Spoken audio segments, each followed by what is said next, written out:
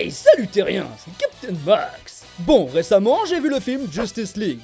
Oui, ma principale déception réside dans le fait que le DCCU semble avoir choisi la Ligue des Justiciers du DC Rebirth plutôt que l'original, car Cyborg remplace Martian Manhunter. C'est pourquoi j'ai décidé de vous parler de ce personnage très intéressant afin de redorer son blason. Bang! Martian Manhunter. Origin Story. Né sur la planète Mars, il fut appelé John Jones par sa mère, ce qui signifie « lumière dans la lumière » dans sa langue d'origine. Quant à son frère jumeau, elle le baptisa Maléfac, ce qui veut dire « ténèbres dans le cœur ». Elle les nomma ainsi car elle avait des dons de voyance et une vision lui révéla le destin de ses enfants. Elle espérait que le message caché derrière servirait d'avertissement à ceux qu'il rencontrerait. Une fois adulte, John, en bonne personne qu'il est, devient un Manhunter, ce qui équivaut à la police de votre terre, et connaît une vie heureuse grâce à sa femme, Myria, et Kim, sa fille. Son frère, lui, est terriblement aigri, et pour cause, il est né sans pouvoir télépathique, contrairement à tous les autres membres de sa race. Il conçoit donc une horrible menace, Ronmer, un virus très contagieux, exploitant le point faible de son espèce, le feu. Il crée ainsi un embrasement mental, se transmettant chaque fois que les membres se servent de leurs dons pour interagir entre eux. Échappant à l'infection en verrouillant son esprit pour s'isoler de tout le reste de la planète, John sera le seul survivant, rôdant comme un fantôme du passé et sombrant petit à petit dans la folie. Au même moment sur Terre, le docteur Saul James Serdell fabrique une machine à rayon de téléportation intersidérale afin de communiquer avec les aliens. Et sans le faire exprès, il fait venir Martian Manhunter à lui. Choqué, le vieux scientifique fait une crise cardiaque. Et là, petit souci, le Martien n'a plus aucun moyen de revenir chez lui. Désormais perdu sur une planète qui n'est pas la sienne, il décide, par peur de provoquer de nouvelles crises, de se servir de son pouvoir de métamorphe afin de se faire passer pour un humain. Constatant le taux élevé de criminalité, il prend l'identité de John Jones, basé sur un personnage de télévision, pour devenir un inspecteur de police, un peu comme à l'époque sur son monde d'origine. Le Martien apparaîtra dans pas mal d'histoires d'autres super-héros, et notamment celle de Clark Kent.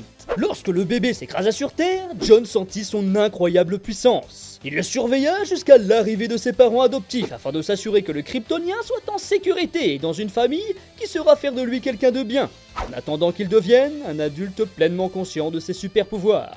Des années plus tard, lorsque Superman se révèle enfin en tant que super-héros et qu'il forme la Justice League d'Amérique avec Green Lantern, Flash, Aquaman, Batman et compagnie, notre ami Jones rejoint lui aussi le groupe sous une apparence à mi-chemin entre la forme originelle de Martien et celle des humains.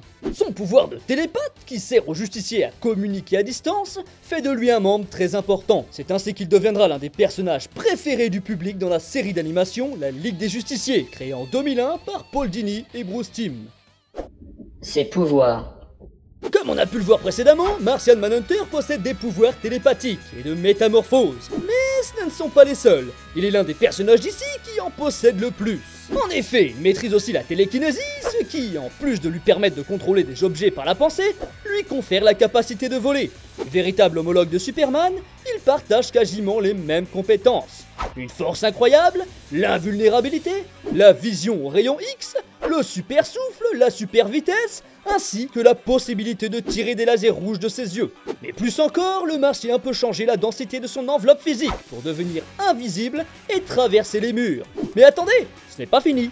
En plus de tout ça, il peut aussi se régénérer complètement s'il est blessé. Même s'il ne reste de lui qu'un seul bras, sa tête repousse à l'intérieur pour ensuite reconstruire l'intégralité de son corps. Attention fans de DBZ, hein, Piccolo c'est un petit joueur comparé à lui. Ce n'est pas pour rien si Superman a peur d'avoir à affronter un jour celui qu'il désigne comme l'être le plus puissant sur Terre. Bon, effectivement, quand on connaît tout ça, on comprend peut-être pourquoi il n'a pas été intégré au film Justice League. Déjà que la Ligue a dû attendre Superman pour vaincre Steppenwolf en 2 baffes, si Martian Manhunter avait été là, ça aurait été plutôt compliqué pour faire tenir le long métrage pendant 2 heures de manière cohérente. Puis bon, au final, je suis pas sûr de vouloir voir le Martien dans le DCCU actuel. Bon, si vous aussi vous aimez John Jones, vous pouvez le retrouver dans pas mal de films d'animation, ainsi que dans la mythique série animée, La Ligue des Justiciers. Mais vous pouvez également l'apercevoir en live dans Smallville, ou encore plus récemment dans Supergirl. Eh bien voilà, j'espère que cette vidéo vous aura plu. Si vous voulez me rejoindre sur mon Discord Bang, vous pouvez cliquer sur le lien en description. J'ai même un salon réservé à ma chaîne Captain Max, donc n'hésitez pas à venir discuter un peu avec moi ou avec l'équipage de Bang. Merci encore et à très bientôt, terrien.